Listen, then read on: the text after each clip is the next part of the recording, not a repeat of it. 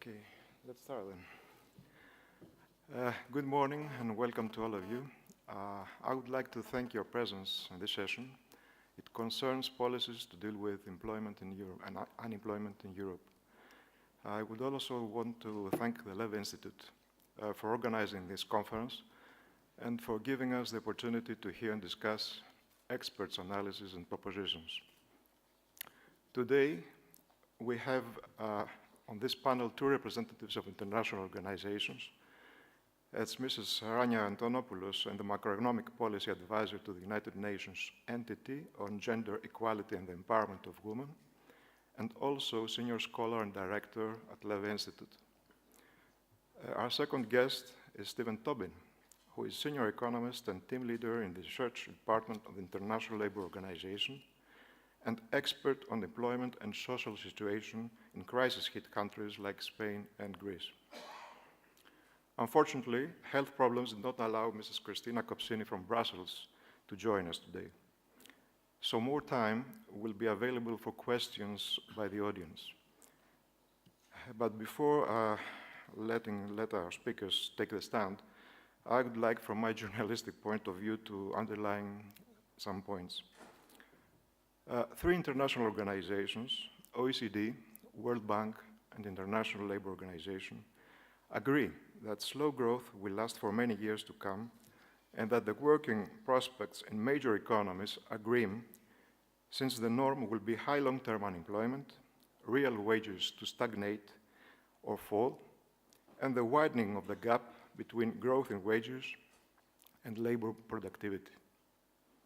Now, as we all know, unemployment, underemployment, real wages decline, and labor rights restriction begets poverty, and poverty begets slavery. The Work-Free Foundation defines modern slavery as the privation of individual liberty for the purpose of exploitation. This broad definition includes many slavery-related practices, such as human trafficking, debt bondage, forced labor, etc. I believe that unpaid work is a form of forced work. And here in Greece, 1 in 3 workers remains unpaid for 7 months at average. So it's not a surprise that while the Greek economy is supposed to be recovering, Education Minister Andreas Loverdos is considering to seek teachers who would work on a voluntary basis in order to fill up 1,100 job vacancies in schools, because Troika freezes replacement of retired personnel.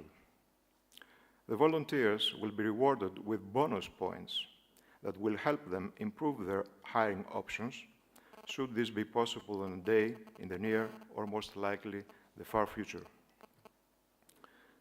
This is the latest example for new neoliberal labor conditions, but sadly, this is officially promoted by a scientific organization in Greece, since several months ago, the Center of Planning and Economic Research in Greece proposed a controversial measure in order to deal with the problem of increasing unemployment in the country. The measure includes unpaid work for the young and unemployed up to 24 years old, so that companies would have a strong motive to hire young employees.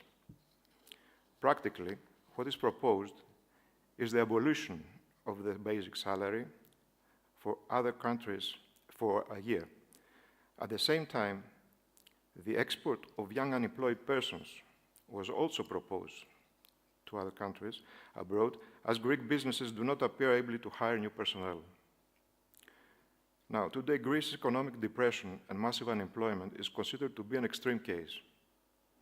But what if a new global crisis emerges, as some analysts are expecting? If expansionary monetary policy in Europe is practically ineffective and austerity policies cannot pull a small country like Greece from depression, what will save Europe tomorrow? Shouldn't we be searching for fiscal stimulus, unconventional measures, and massive employment policies to regenerate economic recovery? That was a small introduction from my part. I would like now to ask for Mr. Tobin to take the stand and speak about what happens in Europe.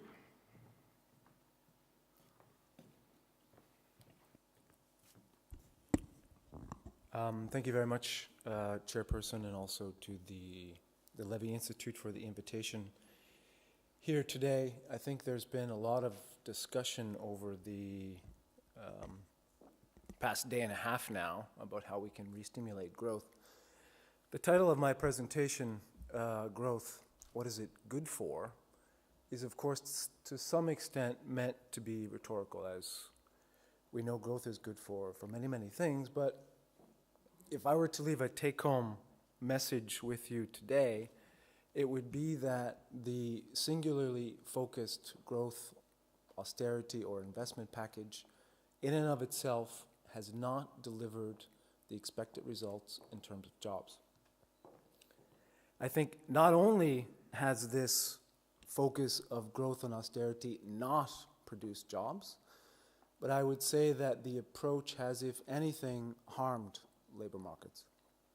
And if I could just say a few maybe remarks with respect to what we mean by deregulation. Employment protection legislation, I think, with respect to that, we need to move away from this idea that less is necessarily good. And if anything, the speakers in the first session noted that Germany has a very high employment protection legislation, yet did extremely well.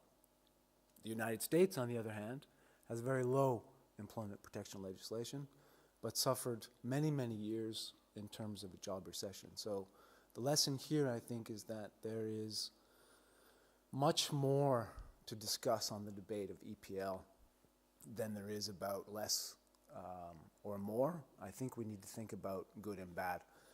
And even if I take the case of what we mean by structural reforms, with the case of Spain, which was mentioned, I believe, this morning also briefly, Spain has declared success. Labor market reform of 2012 has reinvigorated growth. They saw some 200,000 jobs being created in the second quarter of this year. So the government has declared the crisis over in Spain. What they fail, I think, to tell you is that roughly 85% of those jobs created were temporary. 90% of temporary employment is involuntary. And roughly 90% of those jobs were part-time. So success, perhaps yes, but with many, many caveats. So with that in mind, I guess maybe a better title for my presentation would have been Growth, What have you done for me lately? So with that in mind, I would like to review a couple of the key labor market issues and challenges currently confronting Europe. The figures, I think, are well known by most. Average unemployment of 11%, rising in some cases to 25%. Long-term unemployment up to 3/4 of those looking for a job have been unemployed for more than a year. At-risk poverty is rising. The statistics, I think, are well known, but I'd like to focus maybe on one particular issue, but also to mention to some extent how the policy response may or may not have exacerbated some of this. Then to discuss some of the potential solutions that we see here at the ILO that should complement, I think, any growth or investment strategy. And then, of course, how do we get there? I think it's one thing to say we know we want 2% inflation and we have the levers, we would like lower unemployment, but I think the process of how we get there, especially in a union such as Europe, is particularly important. Here's what I mean in terms of growth, what have you done for me lately?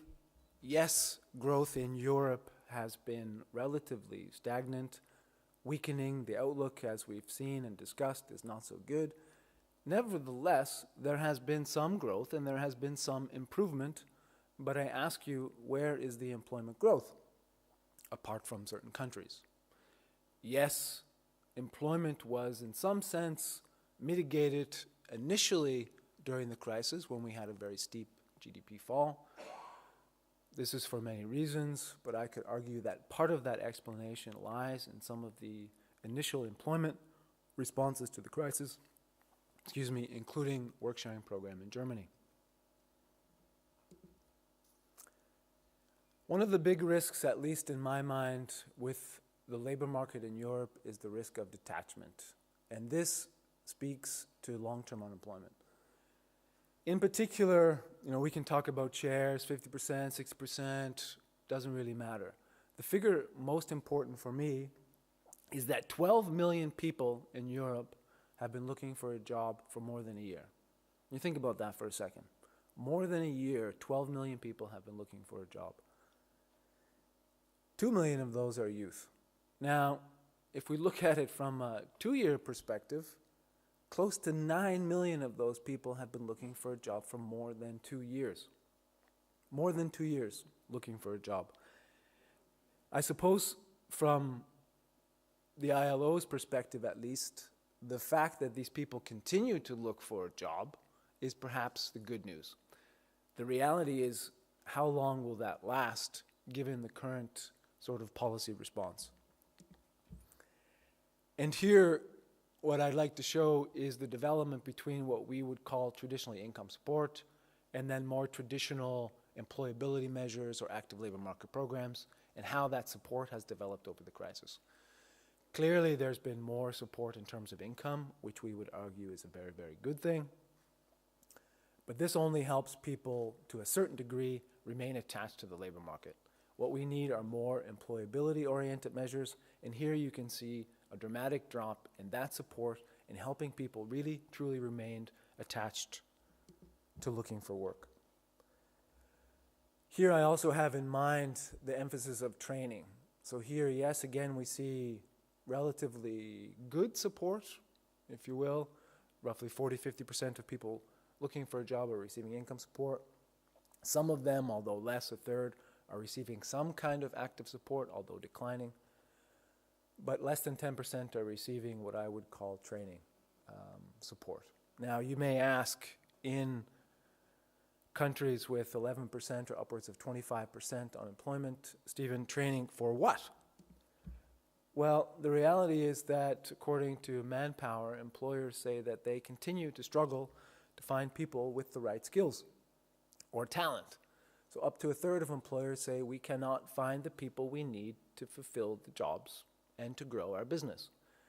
Now, this in and itself is perhaps shocking, but I think what's most interesting perhaps is that you may have some difficulty seeing some of the countries, but Greece, for instance, which is the highest unemployment rate in Europe, also has a relatively high share of employers saying they can't find people with the right skills. So training does matter, even in an economy characterized by relatively low growth and high unemployment.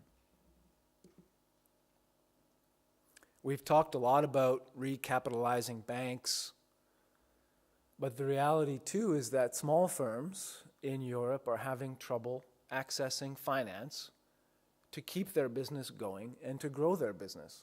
And again here, the one thing I would like to point out, it's not just true of economies which have now low unemployment rates. You also see cases of Portugal, Italy, Greece, again, having trouble accessing finance. And in over 2/3 of the countries, this access to finance has deteriorated since the beginning of the crisis. Now, the economist in me would tell you, yes, one of the problems before the crisis, of course, was that money was given out perhaps too easily.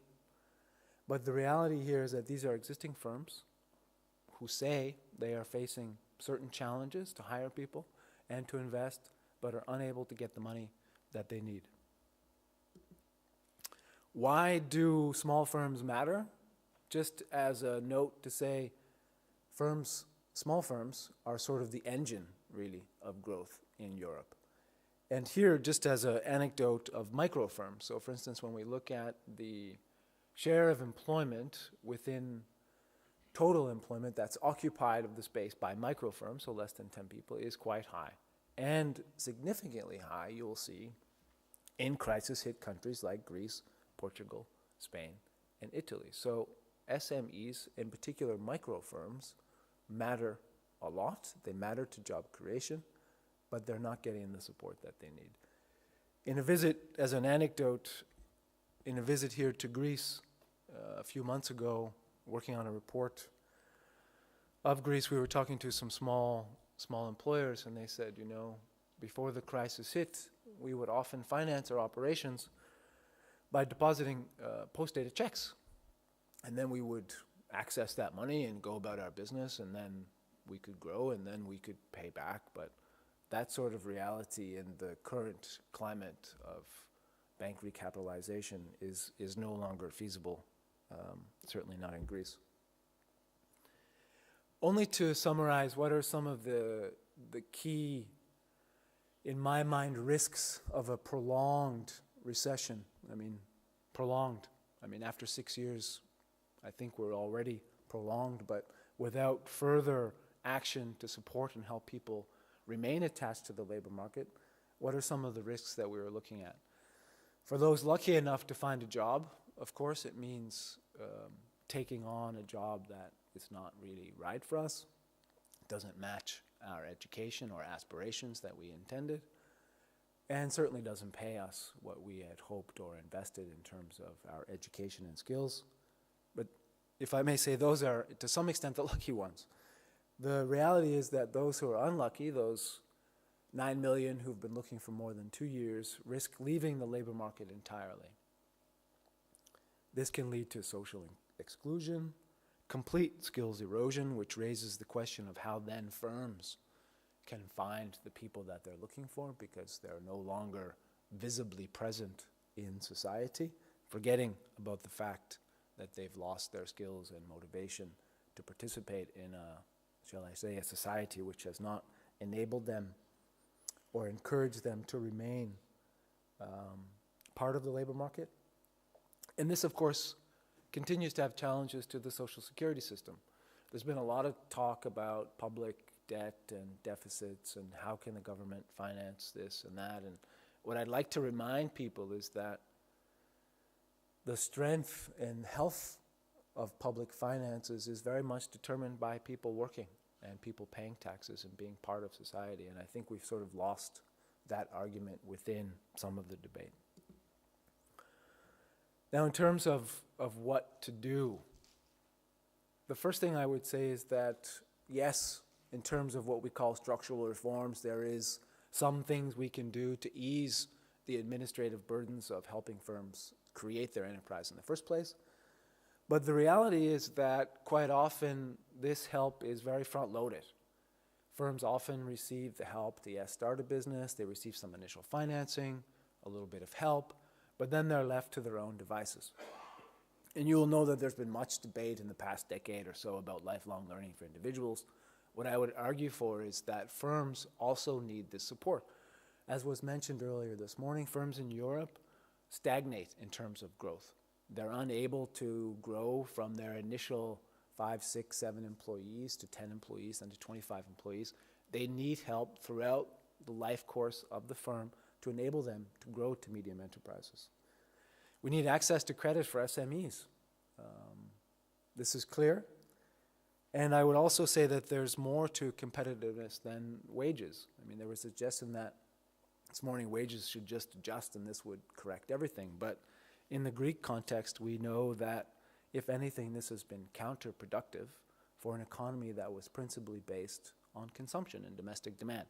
So if you cut wages too fast and too far, you've basically cut off the lifeline to an economy and its growth potential. Leading up to the crisis, export strength of Europe was to Europe from Greece was not so strong, and so now we're left in a situation where there's little or no exports, and the domestic consumption or demand has been cut off through wage reductions. So there's more to competitiveness than wages. It means supporting productive investments, as was mentioned this morning. But I would like to argue that unless those investments are accompanied by supporting labor market policies, then we'll be unable to sort of fix this problem between the supply and the demand. What do I mean by supply in terms of the design and delivery? The first thing is that the targeting matters most. And here the point I would like to emphasize is that it's the disadvantage not necessarily the disadvantaged. Now, in the 2000s, there were some famous programs in the United Kingdom that were targeted to lone parents, youth, so they were called New Deals. But the reality was that these programs targeted to groups or disadvantaged groups were relatively inefficient because they failed to target the problem or the disadvantage. So I think in moving forward, we need not only to think about youth, but we need to think about the challenges within that youth are facing. Also, in terms of implementation and delivery, if we are going to deliver more programs, of course, we need to strengthen our institutions. We need to strengthen public employment service to ensure that they are capable of delivering these programs and ensuring that they are delivered and targeted in an efficient way.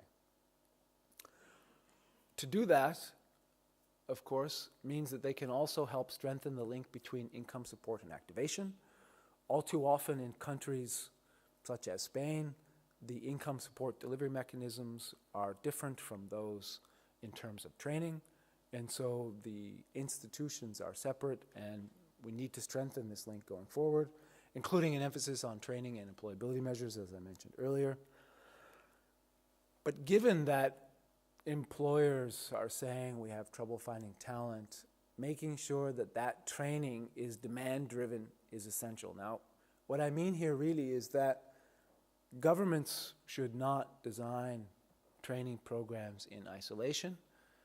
This has proven to be relatively inefficient. What needs to be done, or at least to the extent possible, is to involve social partners as much as is feasible in terms of the design.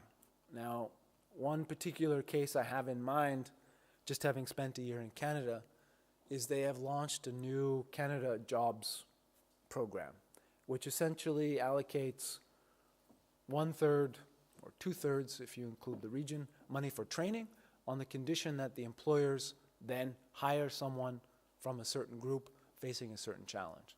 So essentially, 2/3 of the training would be financed by the government, 1/3 from employers, and that the design and delivery of the training would be done together. One, I think, final note with respect to this also is evaluation and really kind of monitoring what works. And the reality is that in difficult financial times, the first thing that goes is data collection, surveys. Canada just canceled the census. Evaluation practices go out the door. Everyone says we know what works, but the reality is we don't. And at such a critical time now, if this goes completely out the window, the next time the crisis happens, once again we'll be left wondering what went wrong, what didn't go wrong. This is particularly the case for the youth. In the Youth Guarantee Scheme, which is taking place in some countries in Europe, there was a broad understanding of what needed to be done with youth, but the reality was that youth went through a crisis not that long ago, in the 1990s. And we did learn some things at that time, such as early retirement was not a way to boost job creation, but we failed at that time also to monitor and evaluate and really understand what works. And unless we place some emphasis on that now, today, we'll be left wondering the answers to our questions in the future. Now you may say, oh, that's fantastic. Let's spend more money on reinforcing public employment service and a little bit more money on training. But, you know, Stephen, where are we going to get the money? But the reality is there are many easy ways, I think, to access the limited amount of resources that are necessary. The first is the pace of fiscal consolidation. I think we can look at it from a broader horizon to think, okay, maybe we shouldn't be cutting so fast so quickly. I could also argue that the composition of consolidation could be questioned. In Greece, for instance, up to 1/3 or so of the cuts were in social protection. Was that the right measure? I would argue no. So there's a question of what you should cut and when and how fast. There's also an issue of shifting priorities. There is money currently being spent on a number of programs. In Spain, I can think of the significant resources used for hiring subsidies, which are not so effective. So we have argued in our report that perhaps some reallocation of resources within the existing pot could be envisaged. And I think most importantly, costs in and of themselves is an accounting exercise. And unless we think about the potential investments and returns that this could yield, they mean nothing. So if we can have an effective PES which is capable of delivering a youth guarantee scheme, and some resources are allocated to doing that, perhaps the results will be better.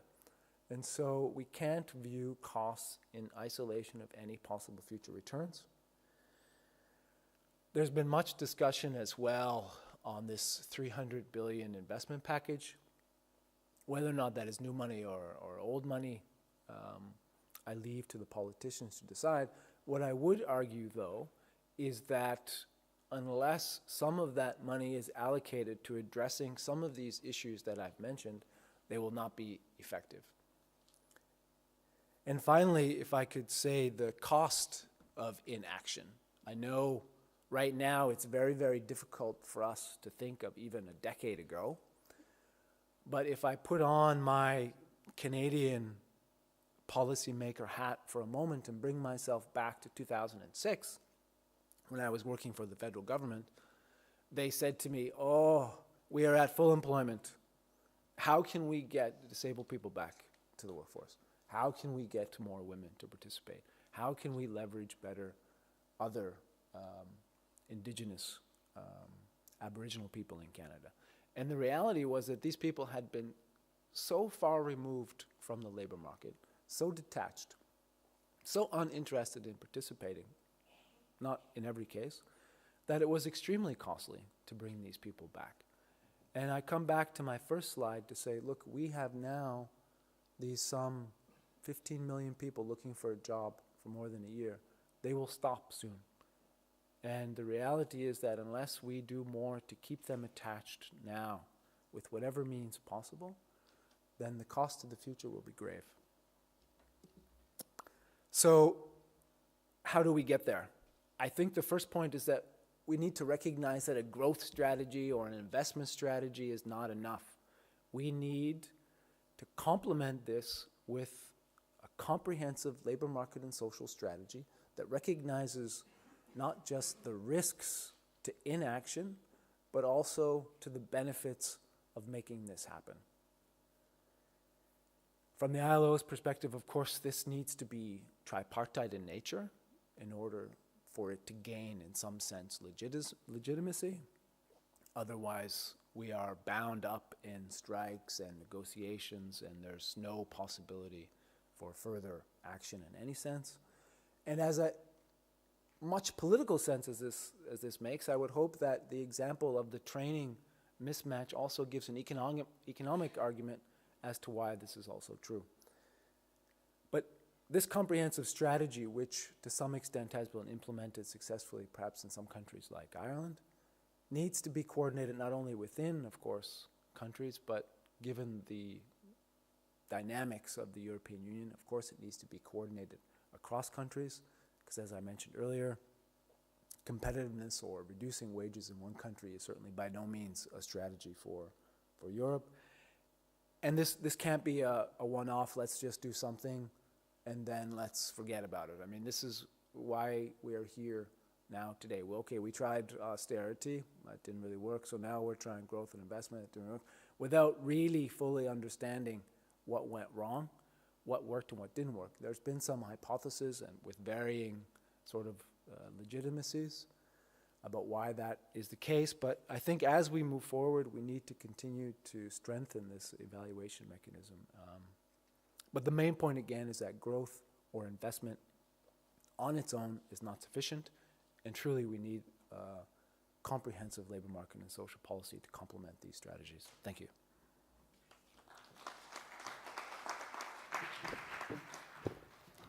Thank you, Mr. Tobin.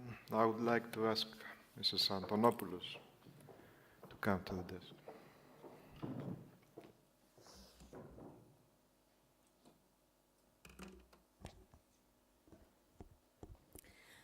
Thank you. I'm very pleased to be back in Athens one more time. Thank you. Thank you very much.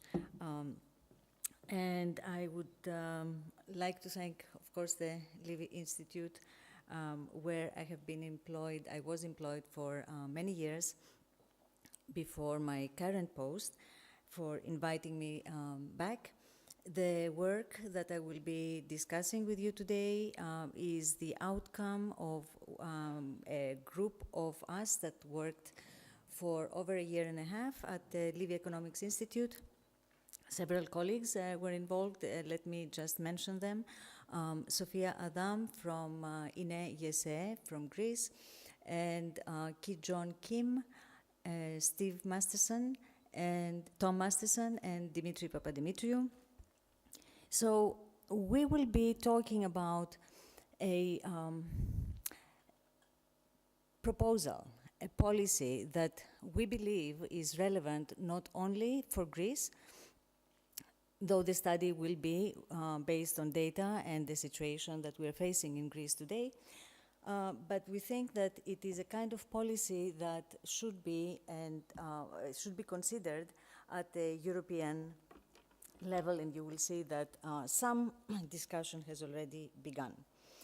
Let me pick up where Stephen left.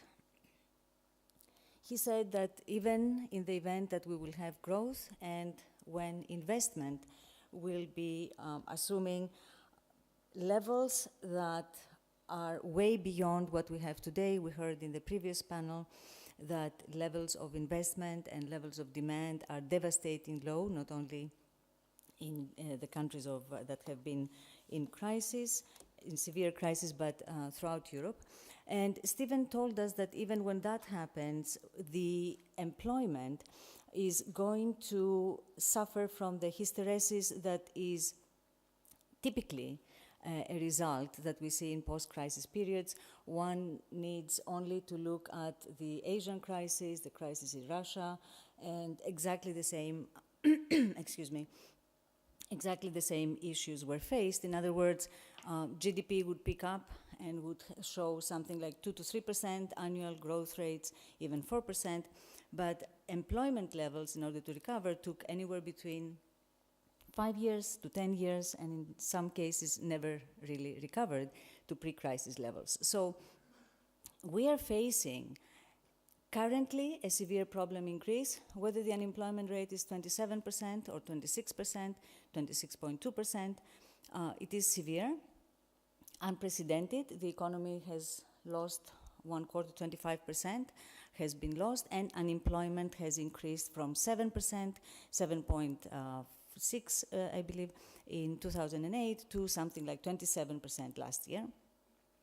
And this is what we face now. But the real problem we are going to face is what happens after austerity ends.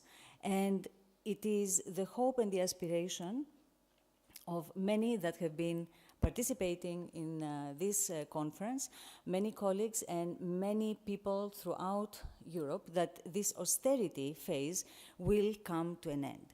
But let's assume that it does come to an end, then what will the next day look like in terms of employment? So let me provide just a quick outline of what I would like to discuss with you now before we get to the proposal as to how we can deal with the massive unemployment that will be with us for many years to come.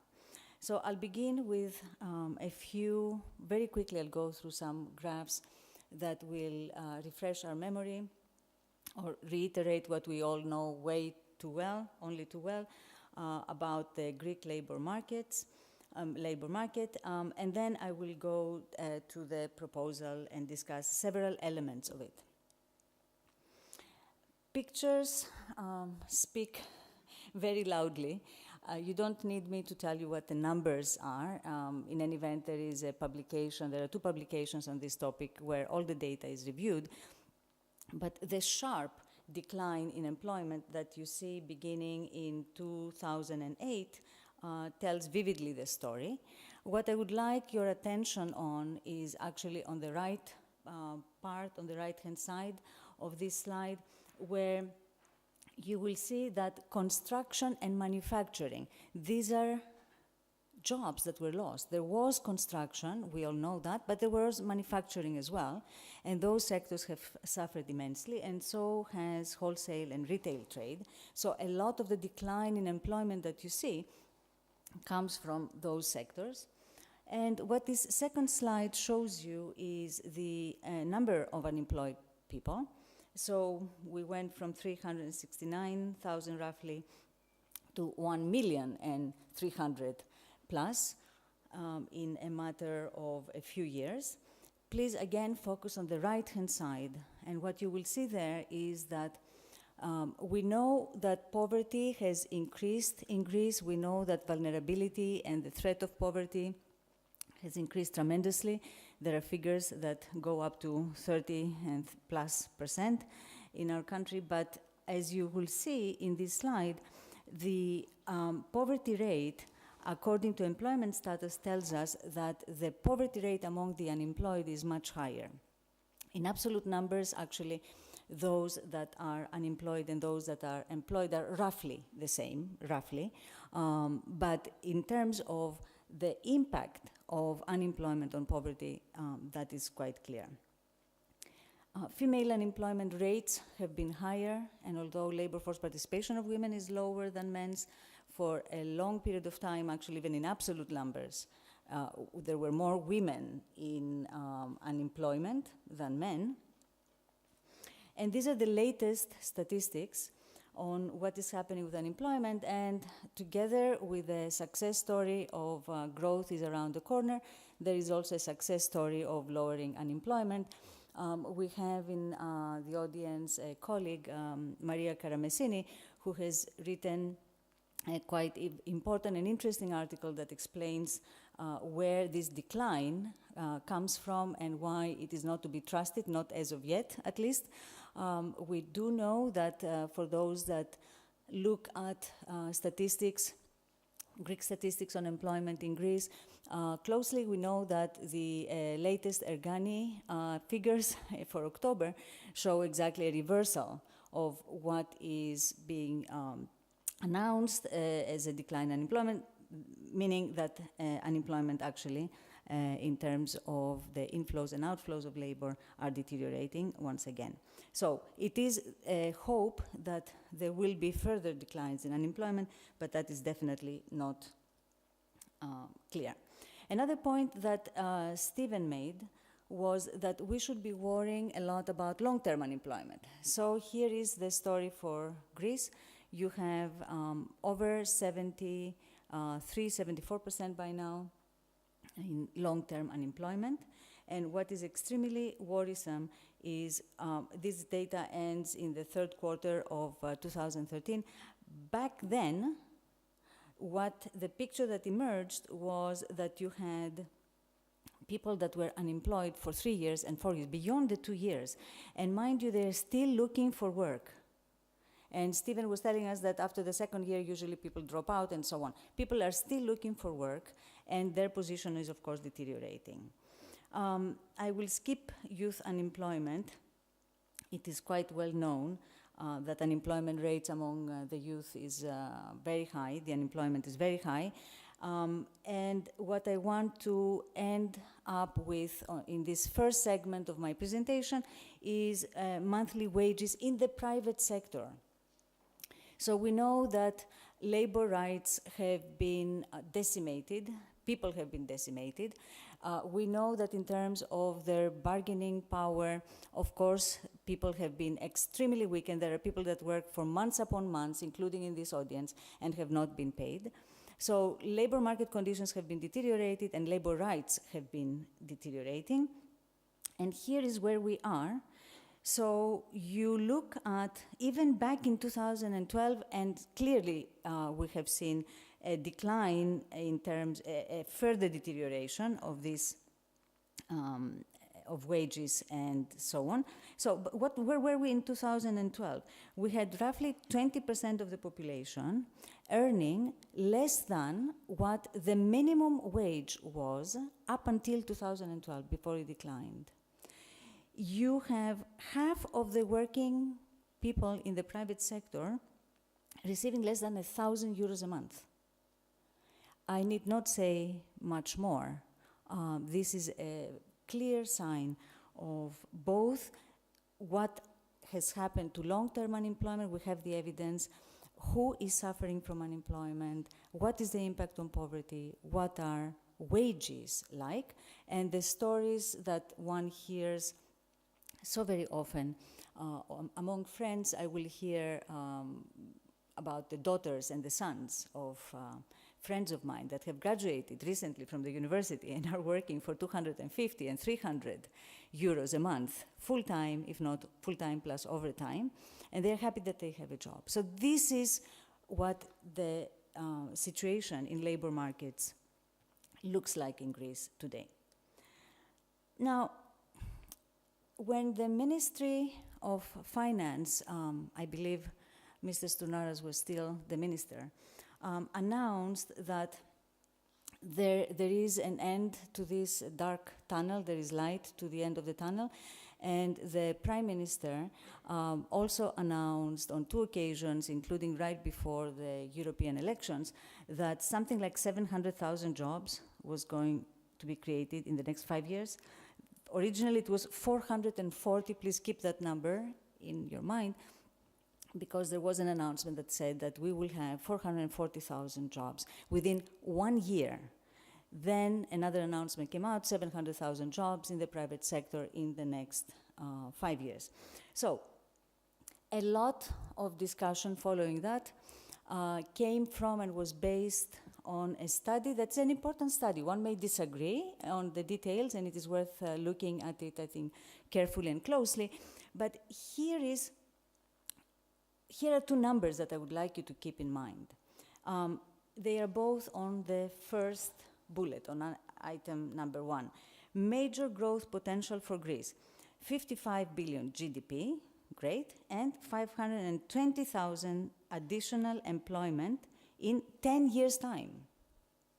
So 10 years down the line, we can expect that from, let's say where we are today, not where we were back then, from 1.2 million people, we will have 550,000 jobs that will be created. This is an extremely optimistic scenario. Let's say that we will also have an additional 150,000 jobs if all the reforms, according to the McKinsey report, and demand continues from abroad and domestically, and all the reforms take place, and so on and so forth. Okay, you're still going to be stuck with 700,000 to 800,000 people that will be unemployed, and among them, you're going to have some percentage that will be unemployed for 4, 5, 7, 8 years. This is the most optimistic scenario, I need to repeat.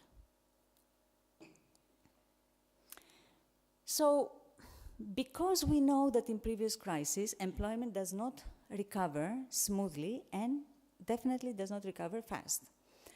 Because we have the evidence from the McKinsey report, and because we as a society cannot stand by and stand idle expecting that people will fend for themselves, Hyman Minsky, a long time ago, proposed the idea that it is the responsibility of the state, it is the responsibility of the social state to guarantee a job for as long as the private sector and private initiative and self-entrepreneurship is not a solution, does not provide viable employment.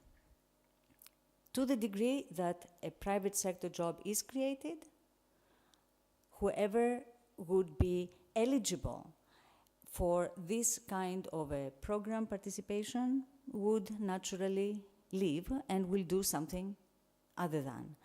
Especially in times of crisis, especially in times of poverty, the basic idea was that it is the responsibility of the state to provide such a guarantee. You can see here the basic principles. We begin with the idea that it is the responsibility of the state to offer the unemployed immediate access to a job, especially to those that are in long-term unemployment and from low-income households. that it provides a certain level of minimum monthly wage, but it also provides social security, healthcare benefits, much like any normal job would provide. Let me stop and make a small parenthesis, open a small parenthesis here, because this kind of idea has become actually policy in other countries that we know.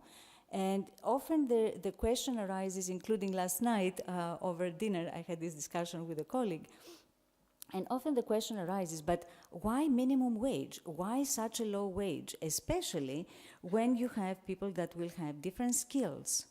Aren't you forcing down wages? And the answer is that there have been experiences. It is all in the design and what social consensus you will have in any tripartite discussion with social partners, essentially, how you decide on the details of this. But there are many examples, in fact, where you will have a two-tier system of wages. So depending on the level of education and the type of job that one is performing, there can be 2 wages or 3 wages that get attached.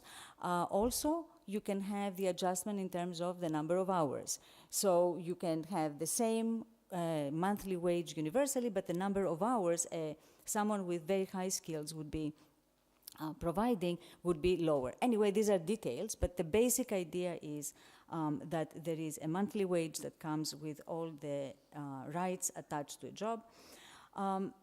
And here is where I will focus most of the rest of my time. It provides a fiscal stimulus, meaning it is an automatic stabilizing mechanism. That is what is important. It is part and parcel of the fiscal expansion that colleagues talked about earlier today and said that this is necessary, it has to happen. We have tried austerity, austerity does not work. And what has been the problem? They told us in the morning the problem has been that in terms of counter-cyclical fiscal expansion and in terms of monetary policy, in Europe, none of the two happened. So both fiscal policy and monetary policy went pro-cyclical. So, okay, we need to become counter-cyclical. So this is part of that kind of agenda. I know you must be thinking, some of you must be thinking, okay, where will the money come from? I've been asked this question many times, and we will end the presentation with some tentative answers, at least tentative answers to that question.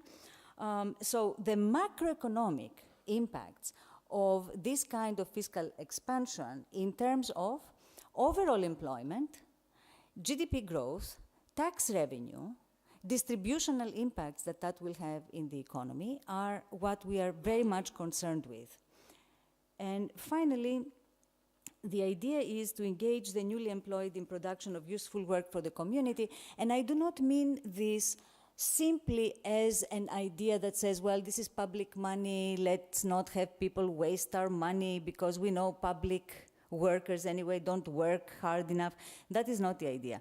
The idea basically here is that in a process of reconstructing a country, much like what Greece needs, you cannot have 1 million people sitting idle on the side and, in a sense, forcing them into social exclusion, not participating in community-based needs, fulfillment of needs.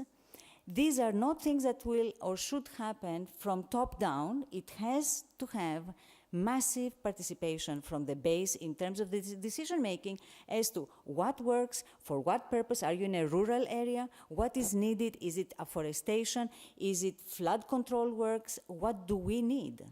So how can we use the most important resource a country has? The most important resource we have is not the money and the financing. The starting point of what creates wealth is labor.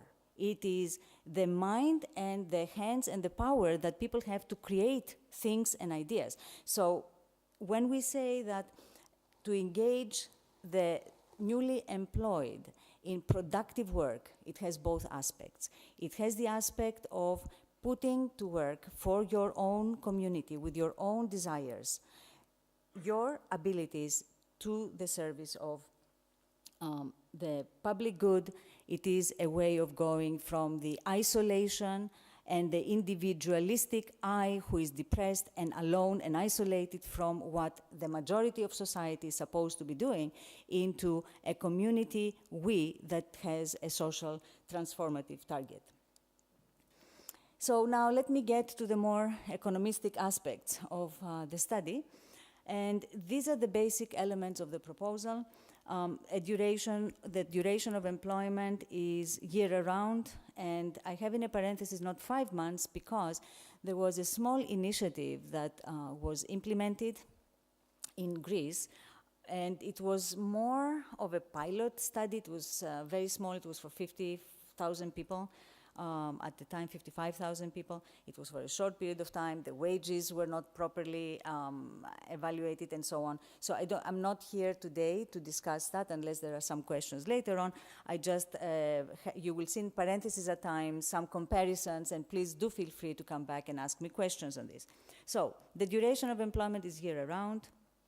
For the monthly wage, what we have done in our simulations, because this is a hypothetical example, of course, for the case of Greece, is we have used 2 levels of wages. The minimum wage, 586, which is what prevails today.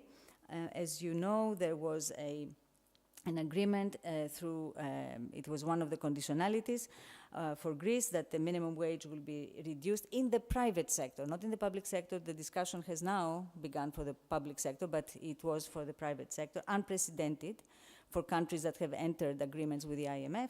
And the previous wage that was 751, so for each case we provide the macroeconomic results of these 2 wages. Eligibility, all unemployed persons as they appear in the labor force survey. Selection criteria, we prioritize the long-term unemployed and low-income individuals. And the selection of work projects, as you can see, they range from environmental services and flood control works, infrastructural improvements, small infrastructural improvements, management of natural resources, and what we call the commons, afforestation, reforestation, water reticulation, and so on, and educational and cultural programs for adults, after-school programs for children, expansion of home-based care, and so on. So, in a way, I invite you to think of the Public Works Administration programs in the United States, where similar programs, the New Deal programs under Roosevelt, they created the most incredible murals. There were artists that were hired. The artists that were hired were not doing agricultural work clearly. If you do this programming properly, and if you have a permanent institution that does that, what you try to do is match the skills of the unemployed to the social needs that are not currently being fulfilled. Otherwise, if you just have, okay, let's all go and build roads, and everybody who's unemployed, you come and build roads. Well, that is workfare, actually. That is saying you're going to get a stipend because you're poor, but in order to do that, you're going to have to work in the works that I will tell you should work. The other one, what is different about the employer of last resort, what is different about what we have proposed, is that social element, because work is a social relation. And it is that relation that we want to influence and propose schemes of works that really speak to the public good. And finally, the cost that you will see and the results that I will show you in the next, I don't know how many, I have 5 minutes, 10 minutes? I do, okay, great. The cost that you will see is an all-inclusive cost, meaning it represents wages, the contributions of employers and employees to the pension system in Greece. It also includes intermediate consumption, all the materials that you need in order to produce the work that we talked about in terms of possible selection of work projects, and of course some administration and management costs. Okay, so one question that we need to answer, the study has 2 parts. One question is how many people? Because the wages and the duration and what kinds of works and all of that, we have given an outline, and these are not things that anybody could decide from the Levy Institute, clearly. These are indicative so that it motivates discussion around this. having said this, the question of for how many people is a crucial one. If you have 1.2, 1.3 million people, do you expect 1.2, 1.3 million to jump and say, we want to become employed in this kind of a scheme? Of course not. The supply of labor response to that will depend. Some people will be ready to join in because they've been unemployed for a long time. Some people will want a job, but they don't want to participate in this particular type of jobs. They don't want to participate in building a park for the neighborhood. And in any event, the supply of labor response is something that one has to take into account. And the second part of our study has to do with the macroeconomic outcomes. So we use data that come from the original small program I talked about. It was called Πρόγραμμα Κοινοφελούς Εργασίας, and it is a public service job creation. It was announced in 2011, started getting implemented in the beginning of 2012. And although it was very small, as we were working with the Labor Institute of the Trade Union, we were able, in Greece, we were able to get the data, actually, and the profile in some ways, some characteristics of those that applied in those programs. So we had quite a bit of information in terms of that part. What are the characteristics of the people that would be applying? So we used that raw data. We also used LFS, the Labor Force Survey, and SILK data. And finally, for the macroeconomic simulation that we did, we use input-output tables and the standard multiplier analysis that one performs when one uses input-output tables. Okay, more on data sources that those of you that are technically interested in the details of this study, I invite you to go to the study. I just want to run by you the four scenario that we came up with. 200,000 jobs, target one. Why 200,000 jobs? Because when the program was announced back in 2012, it was announced for 55,000, and there were 210,000 people that actually wanted to participate. So we know at the very minimum that this is the low end. 210,000 declared it. They wanted to participate. So that we did not do a supply of labor. We said, okay, so many people showed up, so that's the bare minimum. Then the next number that we have is 300,000, and that comes from a supply of labor response according to a variety of characteristics, as I said before. But we also looked at the median and mean scores of those that applied according to 10 prerequisites, 10 characteristics that they have to have. That's how the first program was rolled out. So we took those values, the mean and median, and we identified percentages from within the unemployed population that would most likely apply because they share the same characteristics as the 210,000 that applied. And mind you, now the number of unemployed had expanded. We're not any longer in 2010 or 2011, but also the incomes of people had deteriorated. So we make these two adjustments, and then we select, essentially, from the unemployed, the most likely to apply. I also picked the 440,000 individuals only because that was a number that the Prime Minister had announced, and he had said the following: 440,000 youth, specifically youth, will be employed through a variety of programs that the European Union, through the Youth Job Guarantee, was going to make available. But there were many assumptions, mistakes embedded. Essentially, you did not have 440,000 young people. You had 170,000 young people in that range of age. Maybe you could go up to 220,000 if you expanded the range of age. So we picked that third number. And then there is a maximum of 550,000 individuals that also we pick according to the mean and median methodology I described earlier. Okay. So here we are with the macroeconomic results. And as you can see, at the very top, we have the job target. The second line shows the monthly gross wage, and you have scenario A and B, 586, the minimum wage today in Greece, and 751, the minimum wage that prevailed in the past. And we have the 200, 300, 440, and 550,000 individuals that would be participating. The next line shows you the total cost, the all-inclusive cost. Right underneath it, you will see the total number of jobs that get created. And although 200,000 jobs would be paid for, what you see here is that the rest of the economy would create an additional 62,000 jobs, roughly.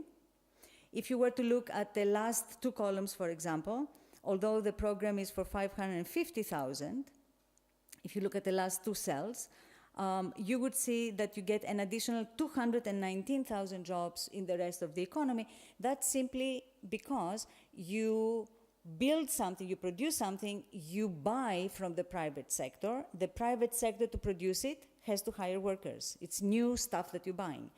The people employed will spend the amount that they have received in wages, and as they spend, they will stimulate more production for demand. So we have the total number of jobs, and then underneath that you will see the change in output, that is growth, the change in revenues, and finally, what I have at the very bottom, and that is what I would like to end with, is the net cost. What is the net cost? The net cost is your total cost minus, let me fast forward a bit.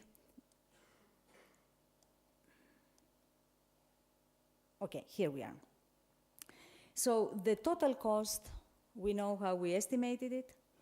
The benefits, we know, are growth and tax revenue that increases and so on. So at the end of the day, how much does it cost you to put in place such a program?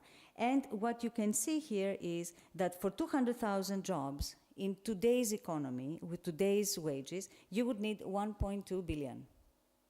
And if you were to go to this maximum scale, you would need to have 3.3 billion in order to hire 550,000 people and to create an additional 210,000 jobs. I hope you will be asking me questions that I can come back to, but I do want to close with the sources of financing. We've heard quite a few interesting ideas yesterday, and you will see that, in fact, the Levy Institute has proposed some of these already. I direct your attention to the funds from the European Investment Bank, and these are the European investment bonds that we were talking about yesterday, if you recall. The institutionalization of a lending facility, essentially, for reconstruction and development for the countries that are now in severe crisis. And that can be done either with special purpose bonds or through alternative means, i.e. the ECB could be guaranteeing those for 1 billion. Let me also point out the first one, a proposal for the establishment of a European fund against unemployment, which would devote a percentage of funds to corresponding institutions per country according to the unemployment rates that they are experiencing or levels of unemployment. And by the way, this was something that Commissioner Andor last year had mentioned during the Levy conference. So it is something that at least has been voiced, and there was some discussion. A dedicated percentage of proceeds made, gains made against tax evasion, for example, in Greece. And finally, an idea that has been often talked about, the possibility of renegotiating the debt, but having a conditionality, essentially, that the Greek government would be assuming, so that a type of moratorium could be put in place for a year, 2 years, 3 years, and a part of these savings for Greece would be dedicated to a program of employment. That would be a sign of solidarity, to say the least, from European countries. And I will end with that. Thank you, and apologies if I exceeded my time. Thank you.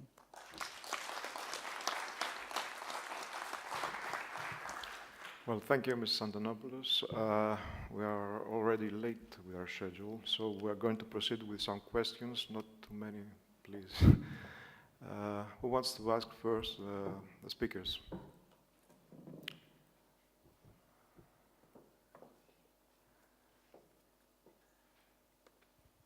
Okay, Mrs.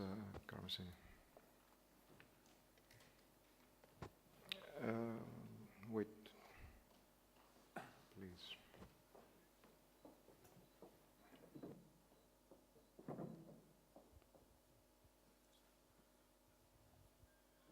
I thank both of the speakers for their presentations, and I would like to make a common remark for both of them. The problem when we are discussing employment policy is always context, and the Greek context is a particular one, with these historically high levels of unemployment, which exceed the experience of any country, any European country during this recession. So, and if we also take into account that 75% of people, unemployed people, are long-term unemployed, and 40% are employed for more than 2 years, this makes the situation even more exasperating for the people who are involved. So, my first comment is to Stephen Tobin, and I would like to make a remark. You were, I think, repeating what international organizations have been, not only the ILO, but also the European Union has been saying of what are the best employment policies overall in all contexts, etc. You repeat about training, how important is training, how important are startups, etc., etc. I would not wholly disagree with what we're saying, but if you put in context, in the Greek context, what are you proposing, you would see that some of these proposals that are good for other countries may not be good for Greece. They would not be the priority for Greece. I am sharing thus the opinion by Rania and Antonopoulos, who said that it's not the supply side, it's the demand side that is the most important part of the story of Greek unemployment and the part of the solution, I hope. So we have just, I would just like to raise the issue of training in Greece with the voucher system, a very big, a huge, a large-scale program that has been implemented and is also expanding, and will also expand under the youth guarantee, but also for older people as well. It is a recycling of unemployment, of young unemployed people, and a huge subsidy for firms that have free labor force, free labor force. So it is a disappointment for young people and unfair competition for proper jobs that could be created if firms did not employ for free people who are on vouchers.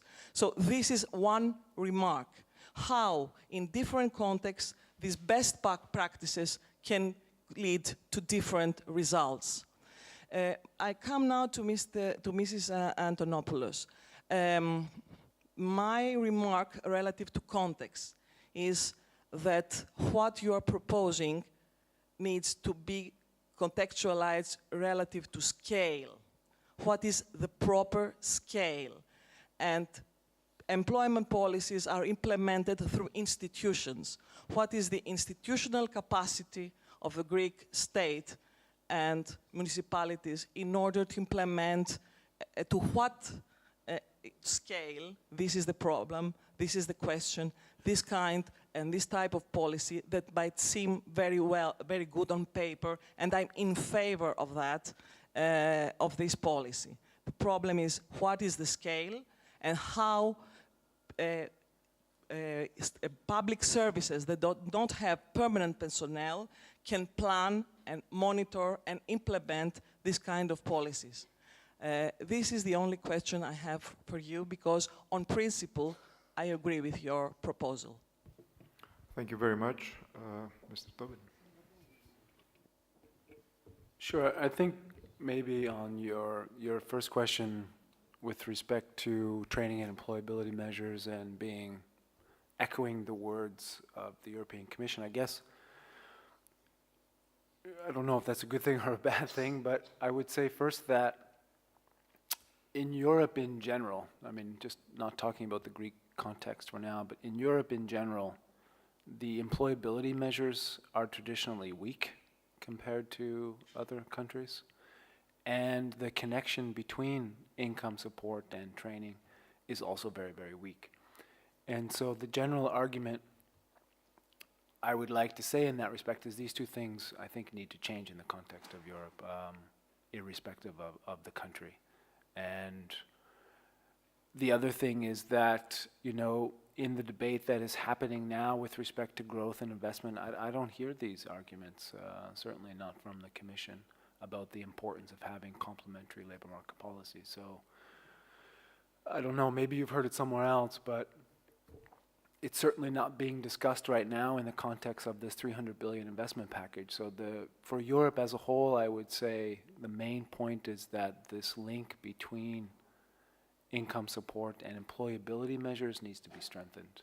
And that is particularly relevant in any discussion about how to recover from this crisis. So on Greece, I would say that, you know, what's most surprising for me to find is that, you know, a third of employers or more in Greece say that they're having trouble finding the right talent. Now, I mean, we could debate what that means, perhaps unofficially after the break or during the break. But the reality is that, in my mind, employers also have to come to the table. And I think the case I mentioned with respect to Canada was that some money is given to employers for training, but that has to be met at least by a third of money from employers, conditional on hiring someone from a certain group or facing a certain challenge. And so, in my mind, this is the only way that you can address this mismatch which is occurring. And, you know, with my ILO hat, I would say that these things, in order for it to be right for Greece, need to be decided within the tripartite setting. And that means bringing together workers, bringing together employer organizations who in theory know what it is needs to be done to address this talent gap, and for governments to facilitate that. And the question, of course, is always who should pay. And even in the case of Canada, when this program was introduced, employers said, oh, all of our training is on the job. We have no money. And the answer from the Canadian government was, well, no, that's not good enough. For small employers, so micro firms, there was some change in eligibility criteria because, okay, maybe within micro firms this is perhaps the case in terms of accessing finance for training, but the reality is that this needs to be done, I think, together, and clearly there is some mismatch even in the case of Greece, and this should be decided by all three people concerned.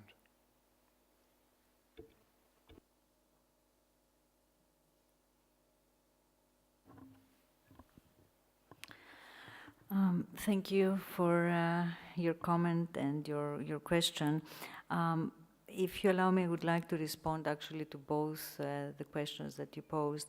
I think that as far as as unemployment in Greece, you are absolutely right.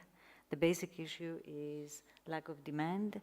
The problem that we will face is that if you were to think of all the interventions, Stephen, that are usual for within the context of the European Union, say Sweden, for example, or Germany even, you would see that once the capacity development takes place, the accreditation takes place, you still do not have demand. So for the cases that you talked about where you have mismatch, it would be very important to have a concrete study to see where the mismatch is arising from, and in those cases, absolutely we should do it. It's not an either or, but it is a misplacement of, for example, the job youth guarantee that is now in place and how it is unfolding.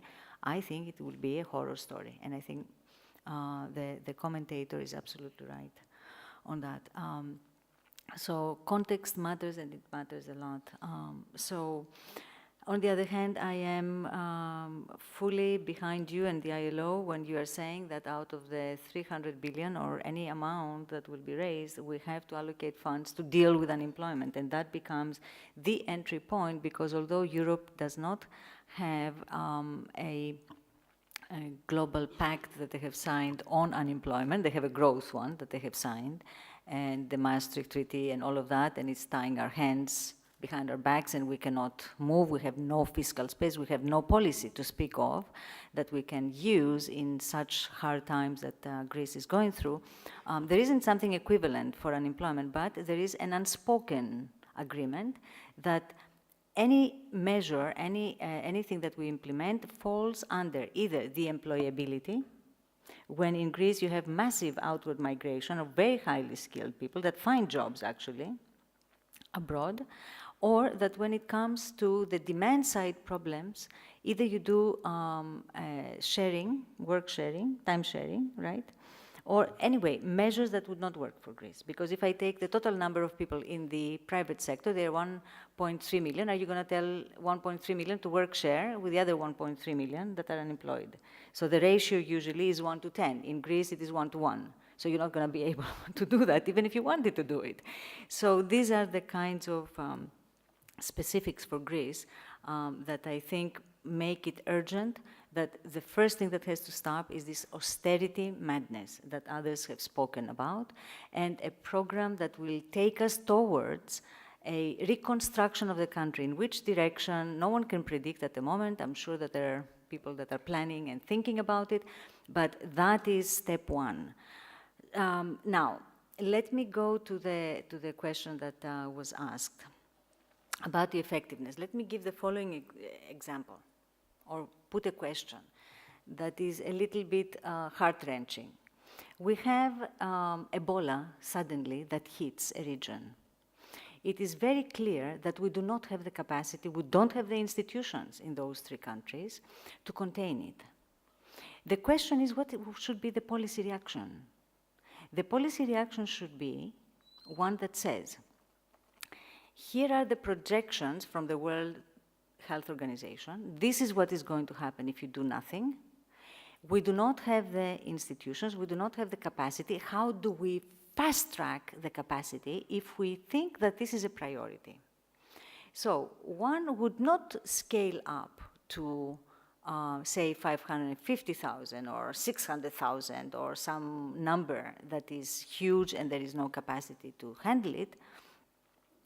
But if one begins, any individual, any political organization, any civil society organization, with the idea that this is a program that is temporary. You know, we got a little bit of a problem right now. So let's do a quick fix. Let's bring in some training, some capacity development. Okay, we can develop some program where we can absorb some people locally so things quiet down. It's not going to work. It is not going to work, at least according to Hyman Minsky's idea of the employer of last resort.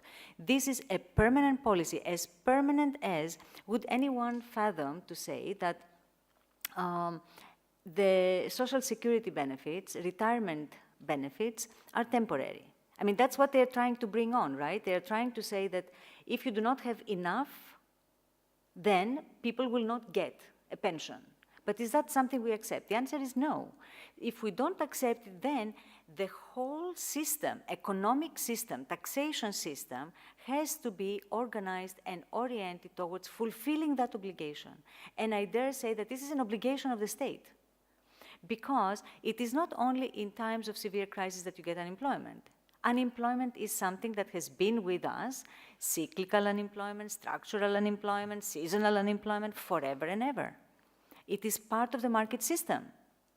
So if we say no to the market system, whether that no comes from the right, from the left, from the middle, and there is another proposal that says you can guarantee available work for anyone who wishes to work, then we can think about this different society and how we organize ourselves around it. But insofar as the agreement is that you stay within the market system boundaries, you cannot blind yourself to the difficulties that unemployment will carry for individuals and for societies, the individual difficulties, the community difficulties, the macroeconomic difficulties that the country will face, and say, well, there's much we can do. So my answer, in short, is let us first recognize the political and human imperative of such a policy. Let us then take stock of what we can and what we cannot do, and let us gear ourselves, fast-track ourselves, so that we can put a permanent such policy and the institutional system that has to carry it soon, because that is something that is needed. That is how educational systems were built.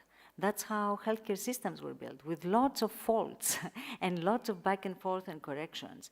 But once we identify the need for it and there is support from the people, you cannot just do it because you think it's a good thing to do, right? You have to have that kind of support, that kind of recognition, socially, societally. And the rest, I think, will come in time. Thank you. Okay, other questions, please?